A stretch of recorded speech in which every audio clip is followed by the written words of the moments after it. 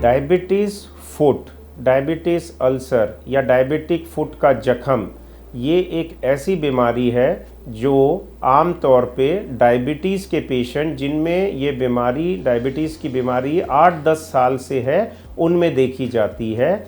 इसमें धीरे धीरे पैर की उंगलियों में, उंगलियों के बीच की जो वेब स्पेस होती है, यहाँ पे पहले रेडनेस, धीरे धीरे चमड़ी का निकलना और कोई उसमें जख्म बनना, ऐसे शुरुआत होती है। और फिर ये अगर ध्यान नहीं दिया जाए, ये पस जो है ये डिस्चार्ज बढ़ते बढ़ते ये उंगलियों को गलाना शुरू कर देता है, जिसे हम डायबिटीज़ फुट अल्सर या गैंग्रीन कहते हैं। डायबिटीज़ फुट या अल्सर उन पेशेंट्स में होता है जो अपनी शुगर का लेवल समय रहते कंट्रोल नहीं कर पाते और जिनका ब्लड लेवल काफ़ी फ्लक्चुएट होता है, जो अपना मोटापा कंट्रोल नहीं कर पाते, सुबह टाइम टू टाइम वॉक नहीं करते हैं, थोड़ा सा लापरवाह रहते हैं, उन पेशेंट्स में ये रिस्क्स बढ़ जाते हैं। दूसरे रिस्क फैक्टर्स होते हैं कि आपकी हाइजीन, अगर आपने बिल्कुल ही फुट की तरफ ध्यान नहीं दिया, नंगे पाँव, क्योंकि डायबिटीज़ के जो मरीज हैं उनमें सेंसेशन कम हो जाता है, जिसे पेरिफेरल न्यूरोपैथी कहते हैं।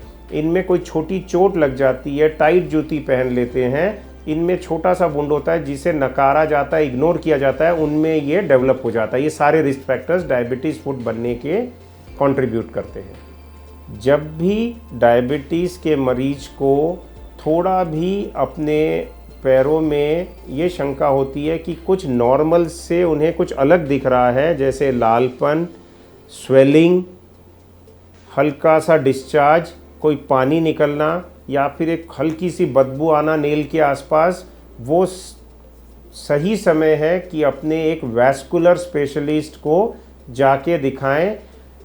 बहुत बार पेशेंट ये गलती कर लेते हैं कि वो general physician, general surgeon, orthopaedician के पास जाते हैं और कंटिन्यूसली उन्हीं से वो जख्म का ट्रीटमेंट कराते रहते हैं।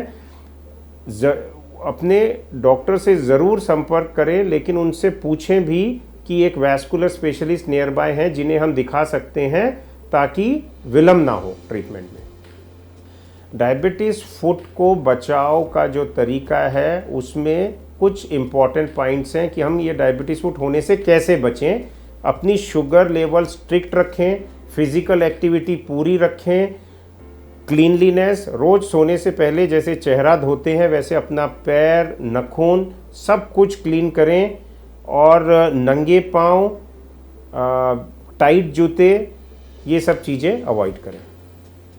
एक बार डायबिटीज़ फुट या अल्सर या जख्म डेवलप हो जाता है तो सबसे पहला काम ये करना है कि अपने आसपास के डॉक्टर को दिखाने के बाद एक वैस्कुलर स्पेशलिस्ट को मिलें। ये सबसे इम्पॉर्टेंट स्टेप है। वैस्कुलर स्पेशलिस्ट आपका डायबिटिक फुट डायग्नोज करेगा, उसके अंदर इन्फेक्शन है नहीं है। वो सबसे पहले एक डॉपलर करेगा जो अल्ट्रासाउंड होता है, उसमें ये देखेगा कि आपकी जो ब्लड वेसल्स हैं, रक्त वाहिनी जो है वो फ्लोज उसमें जख्म तक पहुंचा रही हैं, नहीं पहुंचा रही हैं, ब्लड सप्लाई की कमी तो नहीं है। एक बार ये डायग्नोज हो जाता है तो वो जो जख्म की स्थिति है उसके हिसाब से आपको ट्रीटमेंट एडवाइस करेंगे। शुगर डेफिनेटली कंट्रोल करनी पड़ेगी, इन्फेक्शन है तो एंटीबायोटिक देनी पड़ेगी, पस है तो उसे निकालना पड़ेगा, अगर उंगली काफ़ी सड़ी हुई है तो उसकी भी सफाई करनी पड़ सकती है। ये सब तो बेसिक ट्रीटमेंट है, लेकिन सबसे अहम है ब्लड सप्लाई बढ़ाना। अगर डायबिटीज़ के पेशेंट में ब्लड सप्लाई की कमी है तो उसका प्रोसीजर होता है जिसे एंजियोग्राफी, एंजियोप्लास्टी, स्टेंटिंग कहते हैं। ये उसी तरह है जैसे हार्ट की नस अगर रुक जाती है उसे खोलते हैं और हार्ट की एंजियोप्लास्टी कहते हैं। जब हार्ट में फ्लो बढ़ जाता है तो पेशेंट को चेस्ट में पेन नहीं होता और वो चल फिर सकता है। सिमिलरली डायबिटिक फुट को ट्रीट करने के लिए ब्लड फ्लो को बढ़ाना बहुत ही एक अहम उसका हिस्सा है। तो ये सब पार्ट्स कंबाइन होके एक डायबिटिक फुट को ट्रीट किया जाता है और पेशेंट की उंगलियों को, पैर को कटने से बचाया जाता है।